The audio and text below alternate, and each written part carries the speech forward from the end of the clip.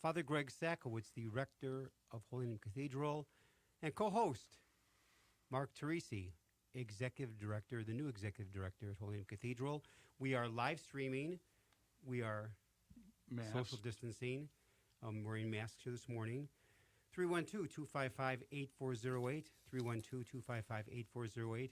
Mark, how was your weekend? Was very, very good. We got our Christmas tree, and it is now in our living room weeping after the Bears game yesterday. Unbelievable. Yep. Talk about I know the Bears are not good, but I thought Detroit was worse. And the Bears just find new ways to lose. And yesterday was a real absolute low. I saw the first half of the game, nothing after that. And it's just, I'll tell you, the last time they won a game was October 18th of this year, though. You were a teenager, weren't you? God, it was so long ago. Yes. They were 5-1. Now they're 5-7, all but mathematically dead. So Bear fans are just shaking their heads. Yes. And here's Matt Nagy is a good man, but it's just he doesn't know what to say anymore. He doesn't know what to do. And on another subject, you would never deal with this, but a little salute to Kyle Schwarber and also to Almora. They're going to be moving on. They were great gifts to the Cubs in that championship season. In 2016. Particularly Kyle Schwarber. Yeah, I think I don't want to say they're breaking up the Cubs, but they're making changes. And also Len Casper, yeah, I saw the that. voice of the Cubs for 16 years, now moves to the South Side to be the radio voice of the Chicago White Sox. And he's got a great voice, and he's good. So now the Cubs need to find a TV man to replace Len Casper. We have a great program lined up. 312-255-8408. Father John Beyenka, a great priest from years ago in the Archdiocese, virtual photo exhibit on the Archives website. Father Beyenka was a lifelong diocesan priest who became a World War II chaplain and saw up close the horrors of war during the Allied invasions of Italy. Father John Beyenka saved his wartime memorabilia, his daily letters home, his scrapbooks of Army photographs, his pins, patches, and these were donated to the archives of the Archdiocese of Chicago after his death. They formed the basis of this exhibit. With us by phone, Father Mike Meany, who, if I'm not mistaken, is his uncle, Father John Beyenka. Father Meany's not on yet. Is Meg on? Good, okay, but Father Mike Meany, a tremendous priest in the Archdiocese, where I was ordained in 79, Father Mike ordained in 80. Mike, we're still trying to get a hold of Father Mike Meany on the air. We have also on as a guest Meg Hall, who works with the Archdiocese Archives. Good morning, Meg. How are you? Good morning. Good morning. I'm well, thank you. Now, you've been with the Archdiocese Archives for how long, Meg? I've been here for 12 years. 12 years? Yeah. Now, you've been on the radio program before, once or twice. And can't remember. When was the last time you were on the program, Meg? Gosh, it was before... Wow. Pre-COVID. It was pre-COVID, that's for sure. Pre-COVID, for sure. I think it was earlier this year, maybe January or February. Okay. And I was talking about how parishes can care for their records as they're maneuvering through the Renew My Church process. Okay. Now, the thing is, I'll have to ask this of Father Mike Meany. Father John Beyenka was a tremendous priest. He's long gone home to God. And now, describe some of the memorabilia as part of this exhibit that you have from Father Beyenka. Sure. So we have quite a bit of material, actually. It's mostly photographs and scrapbooks, which are really cool, I think. You know, those 1940s photographs, the little tiny, like 3-by-3-inch square photos, just hundreds of them in these scrapbooks that Father Beyenka compiled when he was in Italy. We also have his pins, the medals that he won during World War II. We have his dog tags. We have the material that he collected as part of his sort of chaplain training program, I guess. There are manuals and things like that. His assignment letter assigning him as the chaplain for the 88th Regiment. What we year have was he quite a ordained? bit. Do you know offhand? Yes, he was ordained in 1937. Wow. Well, he's a classmate, Mark, of Father Bill Clark, who Oh, was okay. pastor at Mary Seat of Wisdom. Okay. We used to call him Uncle Bill at Mary Seat of Wisdom. So he's class of 37. Yes, class of And 37, just a couple years before the start of the war, and then a couple years Sure. after that, he enlisted. so they probably enlisted around, what, 41, 42? Because, in fact, Yeah. think about this for a second, Meg and Mark. Pearl Harbor, 79 years ago today. Oh, that's right. That's That's right. right. December Yeah. 7th, 1941. It was Yeah. a Sunday morning. And anybody old enough, which is now, of course, a much older generation, knew exactly where they were on December 7th, 1941. Right. And so I wonder if he listed shortly after Pearl Harbor into 42. And I know guys from Chicago, a few were going to serve, overseas. But, that's just fascinating. So go ahead, Mark. Meg, since we have you on the line, you've been involved for 12 years with the archives. Maybe on a little bit of a different note, but what do you see in terms of changes technologically, in terms of how we're preserving things for the arch? I mean, I imagine 12 years is a generation now, Yeah, or more. that's really interesting. So we've been doing a fair amount of digital conversion of paper material, Mm-hmm. and we collect digital records when employees leave, when staff leave, when parishes or schools close. But what is also interesting, I think, about the nature of church records is that so much of them, according to canon law, must be maintained in paper. Oh, So- really? Yeah, so we're dealing with, hundreds of years of material that, according to canon law, and the codes, the most recent codes were written, 100 years ago. And when they weren't even thinking about it. But the commentary is more recent than that. Mm-hmm. And sacramental registers at all of the parishes, according to canon law, must be maintained in their original paper format. And so we Interesting. have here at the archives, hundreds of closed parish registers that date back to the 1830s with the start of the diocese. And all of that stuff has to be kept in paper. And so even though there's been obviously leaps and bounds made as far as new technology goes in the last even 5 years, 10 years, the most important records at our parishes are maintained in paper. Well, thank you. We're going to take a little break. Sure. WNDZ, 7:50 a.m. on your dial.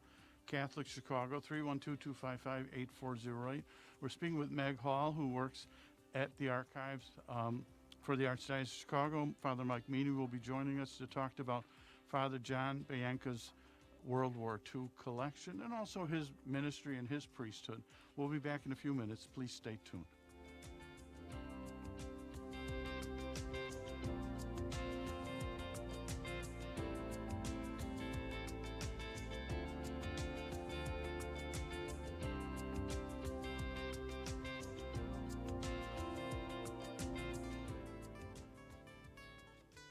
Throughout our nation and our world, people of all faiths have recently been joining fervently in all kinds of prayer. They have found that coming together in prayer is a source of comfort and strength. In this spirit of unity, the Archdiocese of Chicago has introduced a call to prayer, a telephone line dedicated to prayer. If you would like to join with another person in prayer, call 312-741-3388. This line is staffed from 9 a.m. to 9 p.m. daily with parishioners from across the Archdiocese of Chicago. These volunteers are here to listen to you, offer support, and pray with you. A call to prayer includes a 24-hour voicemail and email options as well. Experience this wonderful opportunity to join with people just like you who trust in the power of prayer. That phone number again is 312-741-3388. Let's pray together today. Catholic Charity's Celebration of Giving is underway, and we need your help more than ever. Now in its 73rd year, the Celebration of Giving was started by a group of adoptive parents who wanted to buy gifts for children who had not yet been adopted. This wonderful idea spread at Catholic Charities, and last year, 25,000 gifts were given to people who would otherwise have nothing to open Christmas Day. Our online partners make it easy to donate toys. Gift cards are so appreciated by teenagers, too. Gather your friends, family, colleagues, and neighbors and join this huge, awesome outpouring of kindness that is filled with the spirit of Christmas. To learn more, visit CatholicCharities.net/celebration or call 312-655-7401. Thank you from everyone at Catholic Charities.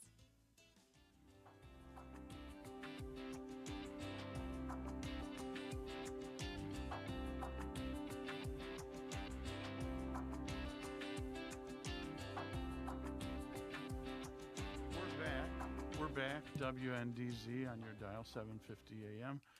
Catholic Chicago, 312-255-8408. We're now going to welcome Father Mike Meany to the show. And Father Greg, you have a Good question. morning, Mike. How are you? Good morning, Greg. How are you? Welcome. You're a How's tremendous everything priest on doing. the cathedral? Well, keep it quite busy, I'm sure, like you are, but with COVID-19, it's certainly ministering in a different way, and it's hard on all of us. In fact, both priests, staffs, the laity, everybody, but one day at a time. Well, Mike is a tremendous priest. The Archdiocese ordained in 1980. Where I was ordained in 79, Mike, you were ordained a year behind me. Yes. And you are presently the pastor at St. John Brebeuf, and you've been there for how many years now? It's going to be 10 years. 10 years already. That's amazing. Wow. Now, when you were newly ordained in 1980, your first assignment as a baby priest was where? At St. Mary's, Star of the Sea. Oh, sure. By Midway Airport there. Who was the pastor then? Bob Lutz. Bob Lutz, okay. Yeah. And then we've been talking to Meg and trying to get a hold of you on the phone here. Now, Father John Beyenka was your uncle. Right. Which means was that My mom's brother. Your mom's brother, okay. And now he had been born in about 1911 to be ordained in 1937, Right. roughly in that time, and so I was asking Meg, your uncle Father John joined as a chaplain in what year? He came in 43. In 43. Yeah. And he sent immediately. He started. to Now, was that He unusual? started. Oops, Go ahead. Mike, was that unusual for an archdiocesan priest to become a chaplain in the service? Well, during the war there, he noticed that a lot of the guys that he knew at St. Bartholomew's, the neighbors, and he was at Sacred Heart. He was ordained in 37. So on like 18th Street there, it's now closed a long time. But anyway, he knew people were going, and he felt, well, they'll need a priest to serve them because the neighborhoods were decimated of all the men. Most of the men were leaving the country to enter, so that he and some of his classmates decided to enlist. Felt that they had to serve these men in time of war. If I'm not mistaken, there were a good number of guys in the Archdiocese during the peak of World War II that went off as chaplains because they needed them. Now, your uncle, Father John, in 43, where was he sent to, Mike? Well, he first went to training at Camp Polk, Louisiana, in June. He writes letters, so we have the date's June 17th, his first letter in Camp Polk. And then in August 10th, they moved him to Fort Sam Houston in Texas.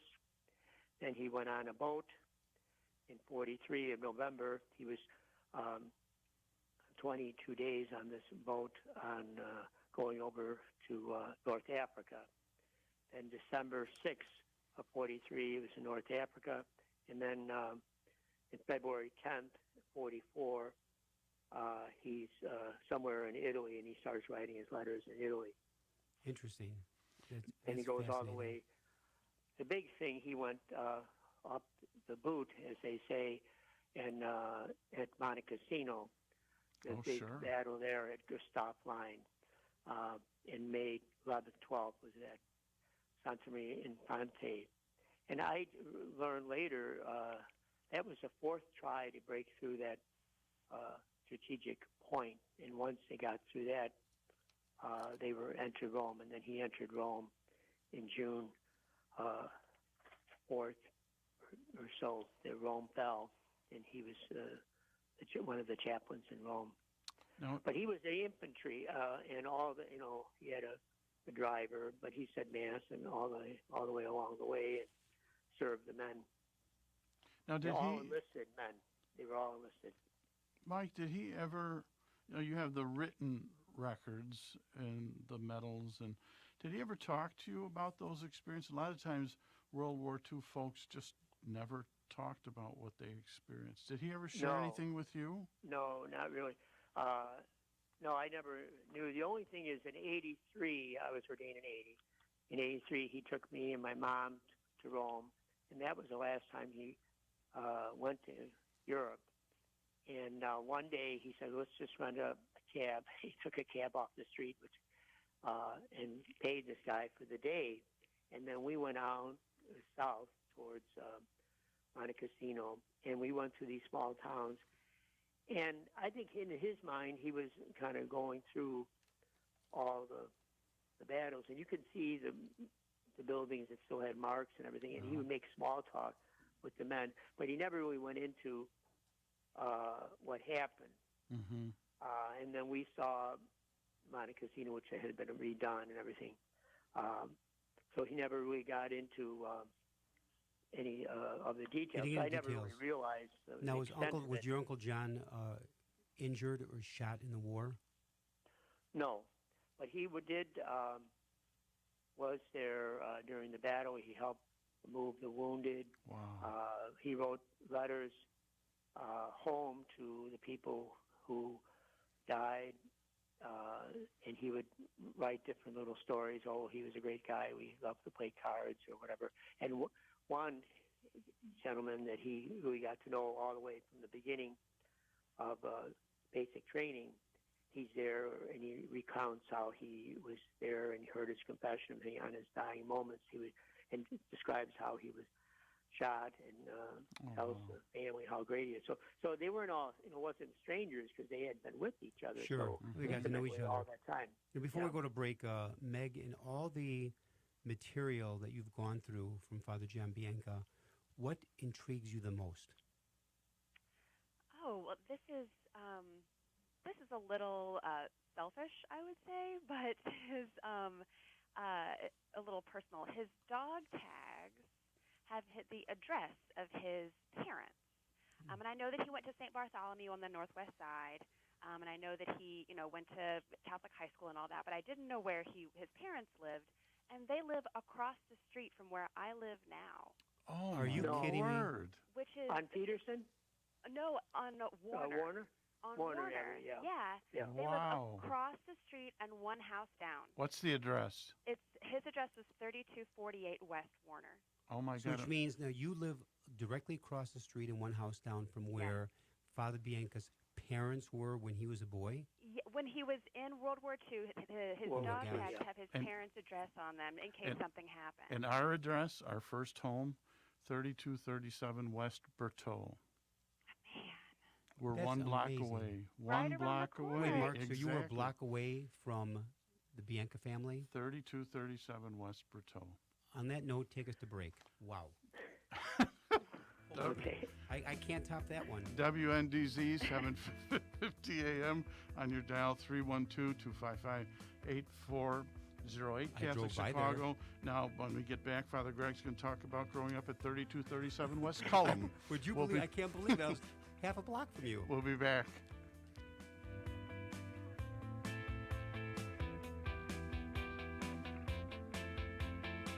When you think of the word neighbor, warm and friendly thoughts come to mind. Think of smiles across the yard, positive wishes, and looking out for one another on an ongoing basis. Catholic Charities' Neighbors in Need Fund inspires all of these and much more. We've seen an unprecedented number of requests for assistance this year from people who have never needed help before. When you make your gift to the Neighbors in Need Fund, you are igniting hope in the lives of your most vulnerable neighbors, especially individuals and families who continue to struggle to put food on the table and keep a roof over their heads. Your gift will give them the resources they need to overcome the unexpected, very serious circumstances in which they find themselves now. Give online at CatholicCharities.net or call 312-948-6087. That's 312-948-6087. Catholic Charities Neighbors in Need Fund. Thank you for helping build a world of kindness, one neighbor to another.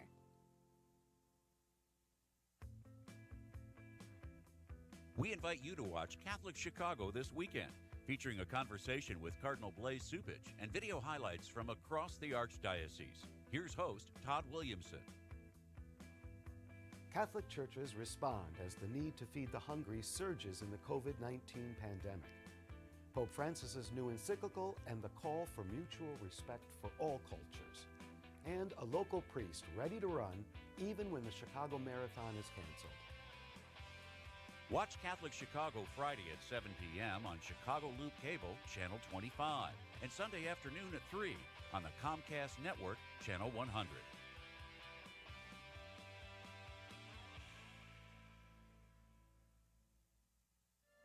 There's nothing like having a friend to talk to when things are not going well.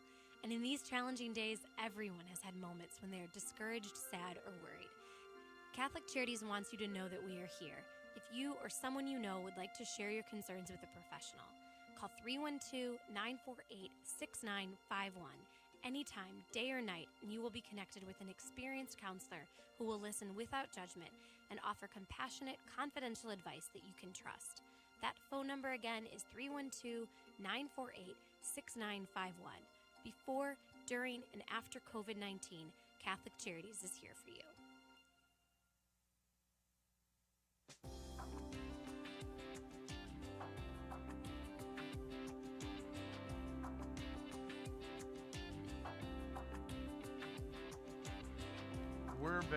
We're back. Catholic Chicago, 7:50 a.m. on your dial, WNDZ, 312-255-8408. And we are social distancing, Mark. We are with the mask. We're live on. streaming. Greg looks so much better with that mask. Thank you for sharing that. I'm sorry. It's your last program. I know, but it was a nice run. Thank you. Mike, Yes. we're talking about your uncle's memorabilia. Is there any piece of the memorabilia that touches your heart? And is there anything of his memorabilia that you kept that you wanted kind of to keep because it meant so much to you? Well, some of the material, the letters I gave and most of the stuff, but one picture that I had taken out, and because I'm not sure, maybe I wasn't right there, I gave it to Rebecca Hartman in 2000, all his letters and most of his things. He died in 98. But I did keep a couple things, and one was a picture of him giving communion out in you saw that in the paper. You can see the young man. They were in their 20s, 18, 19, 20, and he's giving communion and right on the battlefield. And his driver, who's Fritz, he's a friend who drove all the way, and is kind of his secretary, is there. And so I since when this came about, I sent it down there. So they have it now in the archives. But that really sums up his whole time, both on the boat, saying Mass on the Liberty ship, and also on the field. And then he said Mass in Rome in the Basilica of St. Peter's. Interesting. Beautiful. Along those lines, Meg, we have this exhibit going on. How can people get to be a part of this? To view it? Yes. Sure. You can go to our website. It's archives.archchicago.org. One more time. archives.archchicago.org. And that'll take you to the main Archives and Records page for the Archdiocese. And we have the main headline banner. The first one that comes up is the photo exhibit, the Father John Beyenka photo exhibit. You can also get to it from our tab photo exhibit, and we actually have a few more on our website too. So the one we're featuring right now, obviously in honor of Veterans Day, is Father John Beyenka, but we also have 3 more that we've done in the past, so I encourage people to check those out too. And Beyenk. Beyenk. K. Beyenka. Beyenka. Correct. Yeah, why am I telling you correct? It's your uncle. It's your uncle. Yeah, spell his mother's last name. But, now, let me ask you this, Mike. In your formation as priest, and you're doing such a wonderful job, did Uncle John play a role in your vocation? Oh, definitely, yes. I mean, he was so much part of our family life growing up. When he came, it was always so special. And his sister, Sister Barbara Beyenka, who's now a Dominican, who got her doctorate in the late 50s, Catholic U, who was a scholar, patristic scholar, but so that a very Catholic background. But at Christmas time, he was always another Santa Claus. But then my father died when I was a senior in high school at Quigley, Oh, wow. 72, very suddenly had an aneurysm. And then he really, my mom, of course, a widow with 6 children, and I was a senior and I had 2 younger sisters. But then he made a really effort to come out to Evergreen Park from St. Monica's every other week or, every week to check up on my mom and us. So it only grew relationship. But he was just, he would play golf. He would be with his friends, and he'd come over with his priest friends. So it was very natural. And later on, we would go golfing up to Door County, to Bailey's Harbor. I remember when I was in the college seminary, and my mom had a hole-in-one, and he was there witnessing it with me in the foursome. So it was great. So your mom had a hole-in-one up in Door County? He played golf pretty much his whole life, every once a week at least, and from the seminary days. He never had a hole-in-one, and it was so great that he was there at the 17th hole in Max Walton Braes, and we witnessed the hole-in-one. He was just more excited than sure, practically, because he always wanted something to do. 137 yards, something he never achieved in his own life. In Bailey Harbor there? Yeah, at the Max Walton Braes. The priest used to go up there all the time, and we would go with him in college, and as a young priest, we spend a week, and my mom and my family would go too. We'd all play golf for a week. It was always great. So he was part, growing up more than when my father died, and never really, was saying you got to be a priest, ever again a priest. He just accepted me and supported me. It's just natural. Now, Mike, I had a question. I mean, it's not related to your uncle. It's related to you being a pastor right now. Any message to folks during this very difficult time, this pandemic time? Any message that you have to the faithful? Well, I've been trying to say, people, celebrate the simple things, the little blessings. Try to limit the news as much, because it can be overwhelming. And, take care of yourself. The rituals of the holidays, put the tree up, keep as simple as you can with social distancing, proper diet, exercise, and rest. And well, 2 out of 3 ain't bad. Zooming, I've been Zooming with my family more than we ever. And in some ways it's better because it's not a bedlam of 25 people screaming. You can really focus on talking to people. It's nice. Good advice. And one little, before we go to a break here, Meg, one more time, if people want to look at Father Beyenka's beautiful display memorabilia, give us that website again. Sure. It's Archives. That's ARCHIVES.archchicago.org. I want to thank in a very special way the first half hour Father Mike Meany, pastor of St. John Brebeuf the last 10 years, ordained 1980, whose uncle, Father John Beyenka, was a World War II chaplain, and is a display of all memorabilia of many, many items on display through the Archives of Chicago. Also, thank you to Meg Hall, who was with the Archdiocese of Chicago Archives, and she's been with them for 12 years. So, Father Mike and Meg, thank you for joining us here today on Catholic Chicago. God bless all of you, and I've got great memories of your uncle, Father Beyenka, when I was a young priest. Met him many times in different meetings, and such a class act priest. So you're listening to Catholic Chicago, WNDZ, 750 AM, 312-255-8408. Father Greg Sakowicz and Mark Teresi. Stay with us. We'll be back after these messages. And again, do not touch that dial.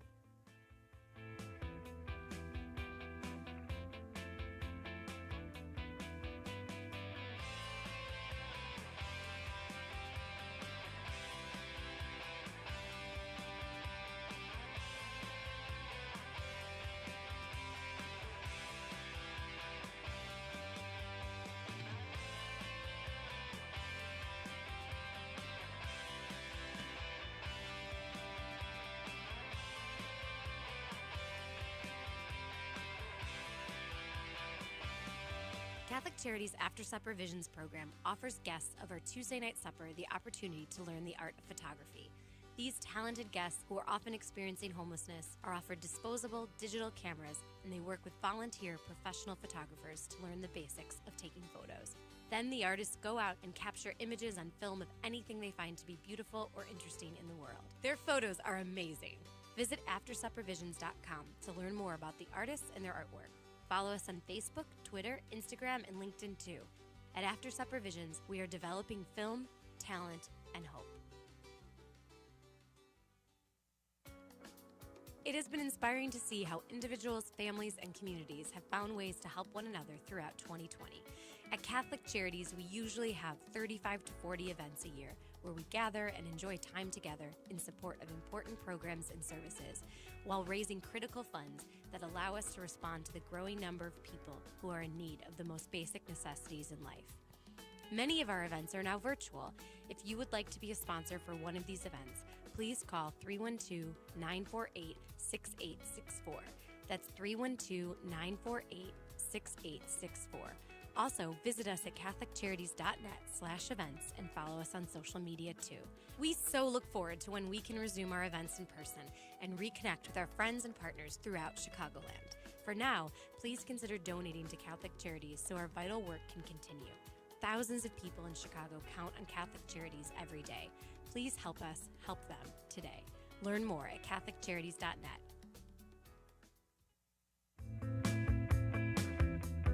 You're listening to Catholic Chicago on WNDZ 750 AM. Every Monday through Friday from 8 a.m. to 9 a.m., the Archdiocese of Chicago presents programming about the people, events, and issues that touch our lives. Thanks for letting us be part of your morning. Now again, Catholic Chicago.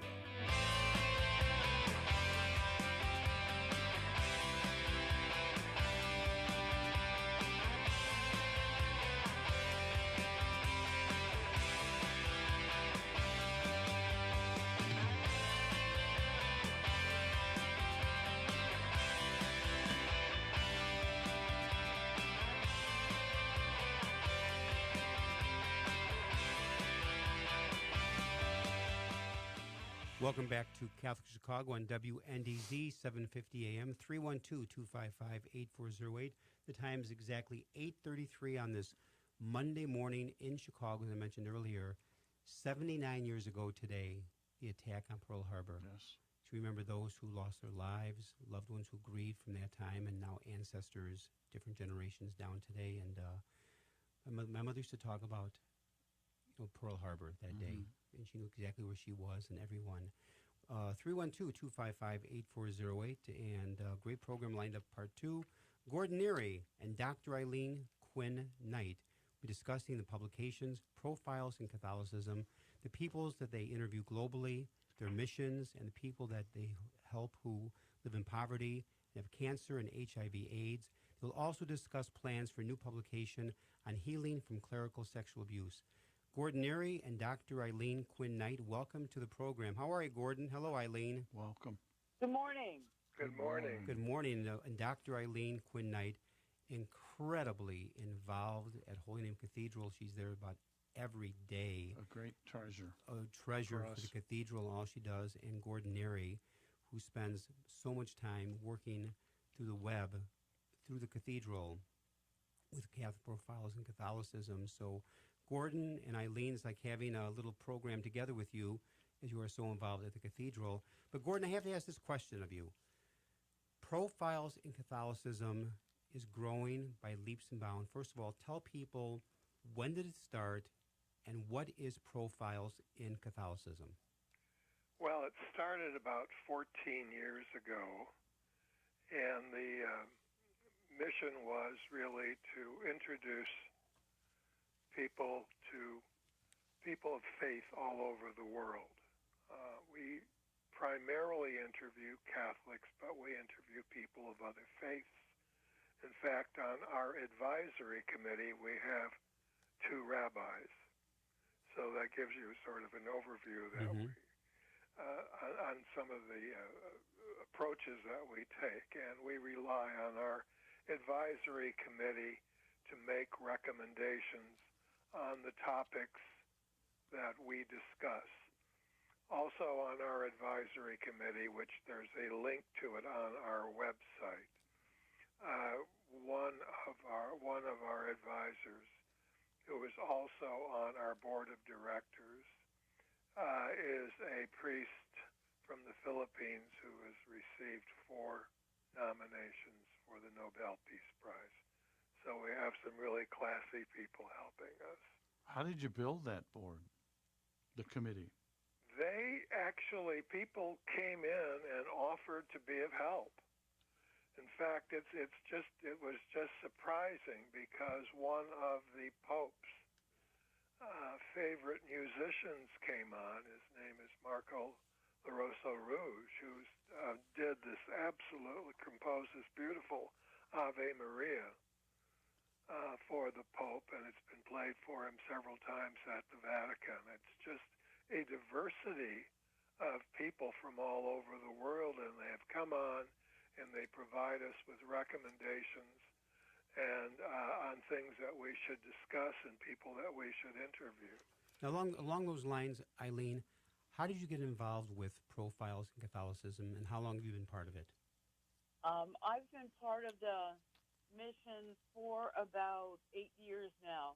I was introduced to it by Father Louis Camelli, who introduced me to Gordon, and then Gordon gave me all sorts of different things to do, and then I began to do things myself in regard to interviewing academics, interviewing priests, interviewing the cardinal, interviewing just many people throughout the country that I've touched their lives or they've touched my lives through books or through other things. So it's been a really interesting time for me because I get to do a lot of the positive kind of things about how Catholics enjoy being Catholic and how Catholics really love their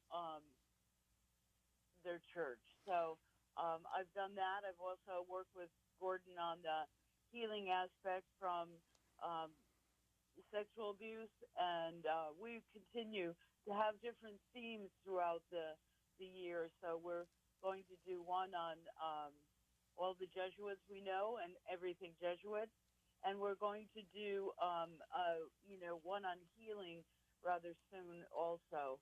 But we always have themes and things that support the mission of Profiles in Catholicism.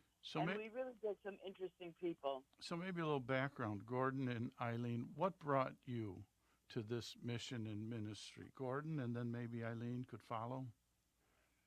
Well, I've been interviewing people probably for 40 or 50 years through a variety of different publications. And this originally started out as a news journal for Our Lady of Mount Carmel. Oh. And it became so popular that people wanted to be interviewed outside of the parish. And so with the priest's permission, we just changed the newsletter over to Profiles in Catholicism and started interviewing many of the people who were contacting us who had messages that they wanted to get out to a larger audience. And maybe along those lines, Eileen, of all the interviews you have done, book reviews, whatever, what particular interview so stands out in your mind? I think the one that I really thought was interesting was Bishop DiMarzio, because he's pleading the cause of my uncle, who is up for sainthood. So he was very interesting because he had nothing to gain at all because he's in the Brooklyn Archdiocese. And so there's nothing that would help him except for the fact that my uncle was from Brooklyn. And now, who is your uncle up for beatification? He's Monsignor Bernard J. Quinn. And he and the postulator both interviewed for the magazine. And they gave us some interesting aspects of, for example, what a postulator is. A postulator is a person that is working on the cause of the person that's up for sainthood. And interestingly enough, he's a black man from Nigeria, and my uncle happened to be white. So it was interesting. This black postulator is working hard to get a white man canonized. I think it's just, the interesting thing about our lives today. Yeah, but it's God's way. God's, what is it? No, God writes with crooked lines. Yes. We're going to take a little break. WNDZ, 7:50 a.m. on your dial. Catholic Chicago, 312-255-8408. We're talking to Gordon Nary and Eileen Quinn, Knight. And when we come back, I'd like to focus on that new publication, Healing from Clerical Sexual Abuse, kind of where the idea came from and what the audience is you're looking to target. We'll be back in a few minutes. Please stay tuned.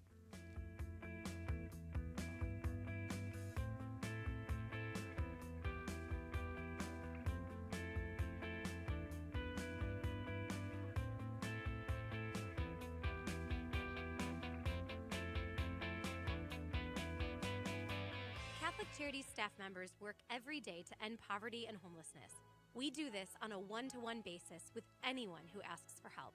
We also work with organizations who study these issues across our city, state, and nation. The Wilson Sheehan Lab for Economic Opportunities, or LEO, at the University of Notre Dame is one of these research centers.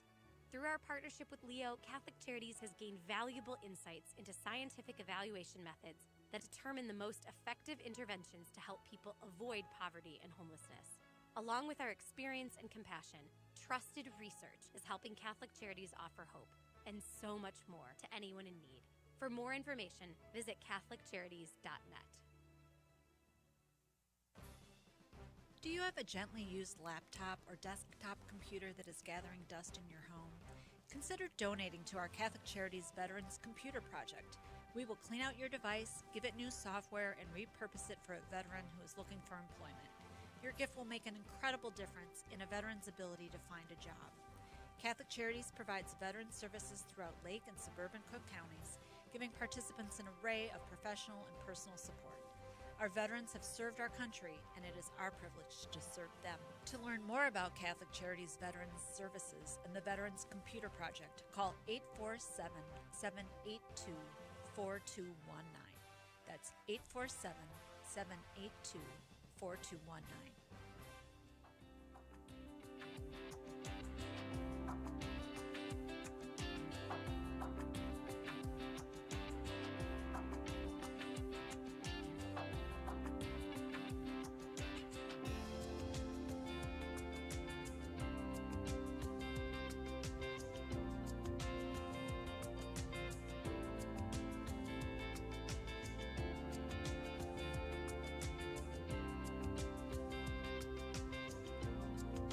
We're back. WNDZ, 7:50 a.m. on your dial. 312-255-8408. Catholic Chicago. We're talking about profiles in Catholicism with Gordon and with Eileen. And I had a question. Years ago, when I started in church ministry, working with Father Jim Close of happy memory, one of the things he embedded into my mind was, you can't do the ministry without the money. And how are you funded? This is a wonderful ministry. It's reaching thousands of people, but there's got to be a cost to it. And how are you funded, and how can our listeners help? You there, Gordon? I'm sorry. We're funded by our listeners. There's no charge for the publication. We ask our readers to make a $10 donation if they can. But we're in 64 countries. Wow. And we've got several thousand readers, so we rely on those donations, those $10 donations. And how do they make that donation? Gordon, give us a plug right now. If they want to make a donation to Profiles in Catholicism, help us out here. Well, there's a donation link on the website, and you can make a donation. And the website title? It's Profiles in Catholicism. So profilesInCatholicism.org? Yeah. Okay, so go to profilesInCatholicism.org. You just type in Profiles in Catholicism, and it'll pop up on the screen. And then by popping up, then you can there's a spot to make a donation. Yeah, there's a donation link, and they can be either mailed in, or they can be sent in via a credit card. Now, we're trying to raise money for this new project, and which is a little bit different. We have possibly one of the most comprehensive webs on clerical sexual abuse. That's any place. And How did that develop? Well, it developed basically out of my friendship with our president, who is Mike Hoffman, who you've interviewed. Oh, sure. Many times. Many times. And this was a project that we had already started, and with his help and his advice, this concept of the healing project came up. And we've been very fortunate because one of the people who has been inspiring us and helping us is Father Hans Zollner. Oh, sure. And he heads the Child Protection Center in Rome. He was on the show earlier this year. Yeah, well, what's really nice is we did an interview with him, and it's actually mentioned in Wikipedia. Oh. So it's a very popular interview, and he has been very encouraging. Now, what's unique about this project is that it is going to be an interfaith project. We are planning, and we're trying to do this for next year, to interview both survivors, primarily survivors, but also ministers who have been providing help to survivors from all different faiths throughout the world. And in the countries where English is not the primary language, we will have it in the language of the country as well as in English. Now, along those lines, Eileen, you've been very involved with this project. What's been your role in this project? I've interviewed different people all over the world, really, on this issue. And then also, I've reviewed a lot of the books. I would tell you, though, it was really hard on my soul because it's very hard to read the kind of things that people are saying about sexual abuse and the kind of books that are being written about it, because it makes us realize how complex our church is and how many things that we have to consider ourselves responsible for. And these one of the things that Gordon and Mike have really taken the lead on, being responsible for the aspect of healing from sexual abuse. And I really appreciate their forthrightness in this. And Greg also, Father Greg, is also one that has supported us in moving forward on taking responsibility for sexual abuse and giving the information to the people in the pews so they can make their own discernment about how responsible they are. As I tell our listeners, that was back, I think, about 2006, that Mike Hoffman, who was very active at St. Mary of the Woods with his wife Kathy and children, came to me after he spoke to his wife about how he had been sexually abused as a boy. My jaw dropped. And then I put him in contact with the Archdiocese of Chicago, the particular office here, who did a magnificent job. And I think what you're doing now, Gordon and Eileen and Mike, is you're focusing on the healing. And the key word is the healing. And we talk about forgiveness and healing as a way to look forward, as a way to begin moving forward. We know the horrific situations that have happened in the past, and they've been documented. And now moving forward, the sense of healing. And I think you're both just doing tremendous work. Maybe even along those lines, Eileen, and just to switch gears for a second, you have interviewed many people. In fact, you interviewed me about 3 years ago. You've done many, many book reviews. How has your life been touched by profiles in Catholicism or changed? I think it's made well, first of all, I get paid by the love of God, so that's an interesting perspective also. But it's just changed me because I get to interact with people that really enjoy their Catholicism and want to talk about it. And those are very pleasant interviews and nice for people to be able to look at. So I enjoy those, and I think it has helped my own life because it introduces me to different people that are really striving to be more Christ-like in the world today. And some of the academics that I never thought really paid attention to their Catholicism really came forth in a very different way, and I appreciate their interaction so that we can give that sense of goodness about our faith to the people, too. Now, along those lines, Gordon, without being too personal, tell people how old you are. Well, I'm pushing 86. Yeah, but the thing Wow, is, you don't sound it. and you don't sound it, you don't look it, but folks, Gordon will be soon 86 years old. He's going on 35. His energy level, and what gets me, Gordon, I have the privilege now of knowing you, both for almost 4.5 years, and of course, Eileen is 39 years old, and Sweet 16. sweet 16. She and my but, wife. But Gordon, I swear, as you're getting older, you're getting more energized by profiles in Catholicism. And so we just mentioned to Eileen how it touched her life. How has profiles in Catholicism over the years touched and changed your life? Well, it's really opened up, I think, the concept of love. Say more about that. Well, we're told there are two great commandments, loving God and loving our neighbors, and I don't really think most of us understand what it is to love God. It becomes a concept, and we think we do. But the idea of what love is and devoting one's life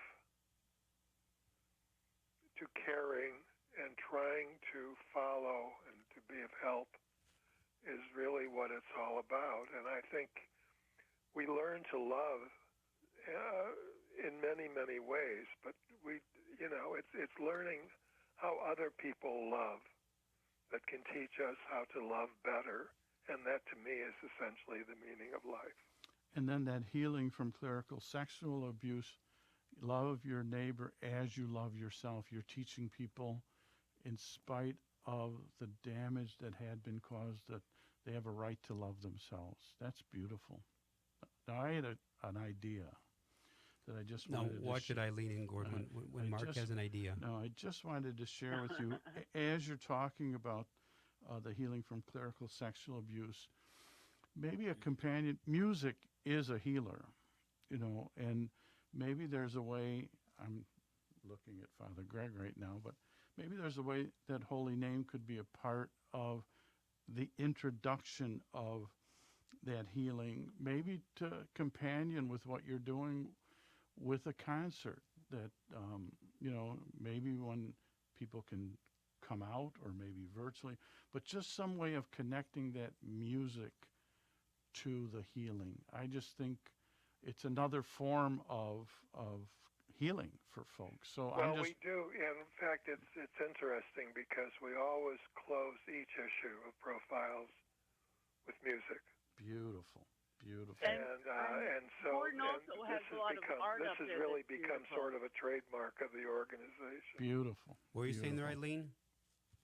That Gordon on the Profiles has a lot of artwork up there for us to look at as we're reading the different interviews and book reports. So I think it's just a wonderful site because it does incorporate different methods of healing, and the word is very important. The healing is very important. And again, the last few... Go ahead, Eileen, go ahead. The declarations by different people on how they've begun to heal through the support of other people is, I think, very meaningful. It's for all of us, not only sexual abuse, but every kind of interaction that takes place that hurts us. And I think, again, like when you break an arm, break a leg, healing takes time. It doesn't happen overnight. When the heart is broken, the mind is wounded, healing takes time, the help and grace of God. And so in many ways, what you're doing, Gordon and Eileen, everything we do is connects into the whole sense of healing because we are a broken world. Our lives, we are sinful, and we're in need for the Lord's forgiveness, mercy, and healing. So your ministry is really one of love, of change, of healing, which is, it's sometimes slow. It's for example, we take the word conversion. We always think of like St. Paul being thrown from the horse, a very quick turnabout. But I think conversion is not so much the miracle of the moment, but rather the task of a lifetime. Yes. We're always converting to something more. But in the last few minutes, Gordon, one more time with the help of Eileen, give us profiles in Catholicism to go to it, and then there's a link to make a contribution because it is free. And as Mark said earlier from Mercy Home, you need money to support this tremendous ministry. So go to Profiles in Catholicism. And you said, Gordon, there was a link to go to? You just type in Profiles to Catholicism, and you'll see there's donate buttons at the top of the page. And all of the profiles, by the way, are indexed, so you can look all of them up. It also, we have probably one of the most comprehensive news services in the world. I had an idea. Oh, no, look out. Another No, Teresi so idea. we're talking about profiles yourself. in Catholicism. Gordon, give a one-sentence profile of Eileen in Catholicism. Eileen, give a one-sentence profile of Gordon. Well, Profiles in Catholicism is an introduction to love, loving ourselves, Beautiful. loving our neighbors, and loving God. How about for you, Eileen?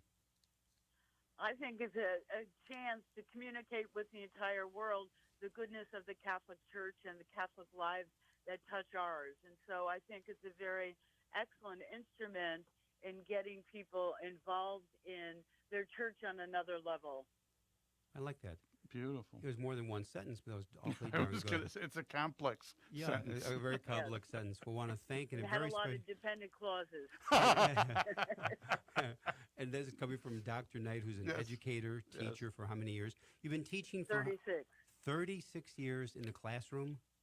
Yes. God Unbelievable. God bless. Beautiful. I want to thank in a very special way this last half hour Gordon Nary, founder of Profiles in Catholicism, Dr. Eileen Quinn Knight, who works closely with Gordon in Profiles in Catholicism. They're both very active at the Cathedral, so I can't thank the both of you enough for all you do. And again, to make a donation, Profiles in Catholicism, and help out here. It's a great, great job. I want to thank also in a very special way co-host Mark Teresi, Executive Director of the Cathedral, with all his ideas. Special thanks to our producer, Vince Girasoli, and our engineers, Javier Garcia and Brian Hockey Hitman Brock. To all of you, may God bless all of you. Stay safe, stay healthy, and continue the Advent journey.